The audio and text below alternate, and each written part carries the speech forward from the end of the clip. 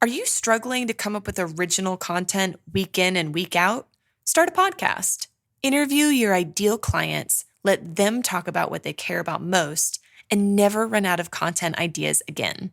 Learn more at sweetfishmedia.com. You're listening to B2B Growth, a daily podcast for B2B leaders. We've interviewed names you've probably heard before, like Gary Vaynerchuk and Simon Sinek, but you've probably never heard from the majority of our guests. That's because the bulk of our interviews aren't with professional speakers and authors.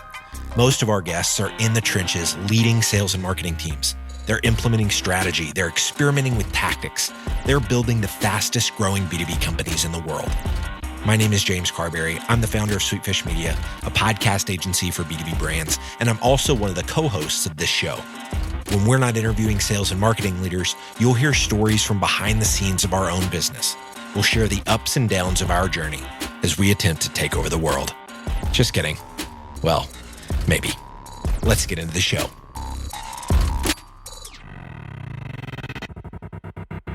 Welcome to another episode of the B2B website series here on B2B Growth, where we discuss practical and actionable topics to meet you wherever you are in your website journey. My name is Eric Sharp, and I'm your host. If you're a returning listener to this series, welcome back. If this is your first episode, thank you for your time.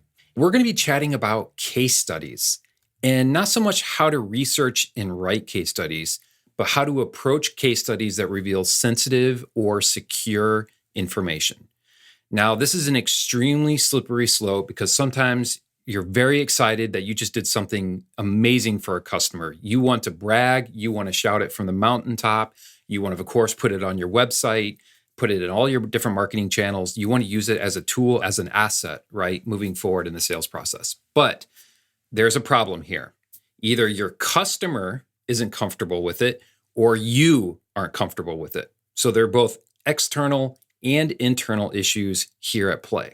So this is really the dilemma for many B2B companies that solve critical and sometimes sensitive problems for their customers. But the good news is you do have 4 options, and that's what we're going to dive into today. I'm going to share the 4 different options that you can use if you are in that situation where you are going to reveal potentially secure or sensitive information that would make your customer wiggle. So let's start with examining these external and internal issues, and then I'll provide some options for how to navigate this. So let's begin with the external problems that you face with creating B2B case studies that reveal sensitive or secure information. So do any of these scenarios sound familiar to you? Your product or service helped fix a problem that they want to keep private. Of course, shining a spotlight on their inefficiencies or worse, their incompetence doesn't really sound like a win-win. It doesn't really sound like your customer wants to reveal that information, right? So that could be one scenario here from an external issue.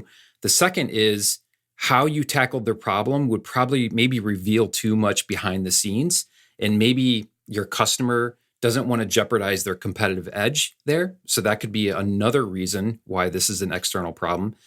And the third, they don't want their customers to know that they hired you. So for reasons you don't know, maybe they're just keeping it close. For all those that have seen The Rock, a great movie from the 90s, if you remember, Nicolas Cage's character said, you're on a need to know basis and you don't need to know. Maybe that's what your customer is saying to you. You don't need to know why we don't want to reveal this information. So I'm sure there are a couple more scenarios that you've experienced if you are in this space and you have solved really critical and sensitive problems. But those are the 3 that I've seen with my clients. Again, those are your product or service helped fix a problem that they want to be kept private. How you tackle the problem would reveal too much behind the scenes. And, you're on a need to know basis. So they don't want their customers to know that they hired you. Those are external problems, right? I'm sure if you're listening and you're in this space, you're nodding your head and saying, yes, we've talked a lot about this with our customers and it is a problem. So let's shift into internal problems, right? Because that's the other side of it. Maybe your customer doesn't have any issues with you revealing details in a case study. Great. So let's get writing. But then here comes the monologue. Well, hold on a second. What if our competitors see our competitor list and then they try to steal them away? What if we reveal all our wonderful secrets and then the prestige of hiring us gets dumbed down because we're too transparent? Or there are some legal issues and it's just not worth time spending writing a case study and publishing it and getting it on our site and pushing it all through our marketing channels because it's not going to see the light of day because there's just going to be some legality things to worry about. Internal problems can be a little tricky to navigate. Contrary to external problems, there seems to be kind of some more gray here. Sometimes the politics are a little too much to push forward and get these case studies done. But again, these are some internal problems that you do face, even if your customer doesn't have a problem with it. So again, just to review that really, really quickly, you are worried that your competitors are going to see your customer list, right? And they're going to try to steal them away. So some paranoia, right, going on there. You're worried that you're going to reveal all your wonderful secrets, and the prestige of hiring you kind of gets dumbed down. And then 3, there are some legal issues. Those are the internal issues. And so let's talk about what you can do now. What are the options? Maybe you've got a little bit of both. Maybe you've got external and you have internal. What are the options that you can take to create a nice, effective B2B case study on your website if you have some of these worries and some of these challenges? Option number 1, and we've seen this a lot with some of our clients that are in this space, is they create a case study, but they don't use the customer name, right? And they focus in on the solution. So this is really straightforward. You can talk through the products and services that you use. You can talk through the vertical that you service, the specific outcomes, but just don't list the company's name. So we've got a client, Cactus Technologies, and my company, Protofuse, and they do industrial grade flash storage. And it's a really competitive space. And they wrote a case study and kept the title of the case study very generic. So just to give you a very concrete example, the title of that case study is Customize Cactus Parts, Solve Customer Storage Issue, right? So they use customer instead of the actual customer name. And then if you dig into that case study a little bit more, you'll notice that they don't use the logo of the customer. Instead of saying company XYZ, they said they are an OEM. They use more of a generic approach, right? So they're still revealing how they solve problems and the specific products and services that they use to solve those problems. And they get it on their website, but they're just being somewhat generic and not revealing the customer name. So that's option number 1. Option number 2, you can make the entire case study gated. So a lot of you listening know what gated means. It means, that person has to give up some sort of information in order to access that piece of content. So that could be a name, an email address, a phone number, a company name, maybe more. A lot of different companies choose to make various fields required, but typically it's going to be a minimum of an email address. So this kind of puts in another layer of protection, which may help ease both internal and external concerns. If you're willing to forgo a little marketing performance to keep your case studies under lock and key, this may be your best option.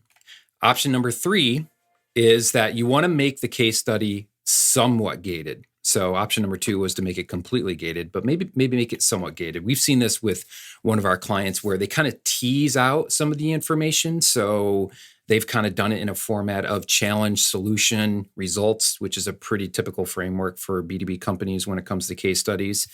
They've teased out some of the content, but if they want more information, like maybe a downloadable PDF or something that reveals more detail, then they request first name, last name, email address, and company name. And so they're making this case study somewhat gated, right? Which again may alleviate some of these internal and external challenges that we've talked about. So that's option number 3. And then option number 4, which is a pretty easy one, just invest somewhere else with your content marketing. If you're facing some of these, especially external, where your customer has a big problem with this, then maybe, unfortunately, case studies are not going to be the route that you need to take with your content marketing. So there are a lot of other marketing channels to explore. Ditch the case study idea, focus on another tactic. But before you do that, a little forewarning, just remember what you're giving up before you pull the plug on case studies. There are a couple different statistics here. There's one from LinkedIn's Demand Gen report from 2018. that mentioned that case studies are the preferred content format of B2B buyers, with 79% of those respondents consuming them in the last 12 months. B2B case studies, they help people know, like, trust you. They make a direct impact in your marketing and your sales.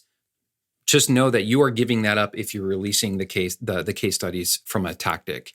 If you decide to go this route of investing somewhere else, here are a couple different ideas that you could do. You can maybe double down on some of your blog content. You can start to invest heavily in your video content. You can create quarterly webinars. You can start a podcast like you're listening to here. There are definitely different ways to navigate this, but again, I think the goal is to find a tactic that's going to help replace the case study as a nurturing and trust-building marketing asset, right? Those are the 4 options. Again, I just want to go through them very quickly just to review this. Option number 1, don't use your customer's name in the case study and just focus on the solution. Option number 2, make the case study entirely gated. Option number 3, make the case study somewhat gated. And then option number 4, invest somewhere else in your content marketing. So again, this is a very tricky situation. I know you're very excited to reveal all this wonderful solutions and the results that you've generated for your customer, but you're just facing these internal and external problems. Don't give up. There are a couple different options here that I've outlined that you can follow and hopefully help resolve some of these issues and maybe give you some options for just saying, you know what, case studies, they're too difficult. Let's go a different direction. So hopefully that's been helpful. Thank you for your time. Again, you've been listening to B2B Growth with the B2B Website series. I'm your host, Eric, and we will talk to you next time. We totally get it. We publish a ton of content on this podcast, and it can be a lot to keep up with. That's why we've started the B2B Growth Big 3, a no-fluff email that boils down our 3 biggest takeaways from an entire week of episodes. Sign up today at sweetfishmedia.com/big3. That's sweetfishmedia.com/big3.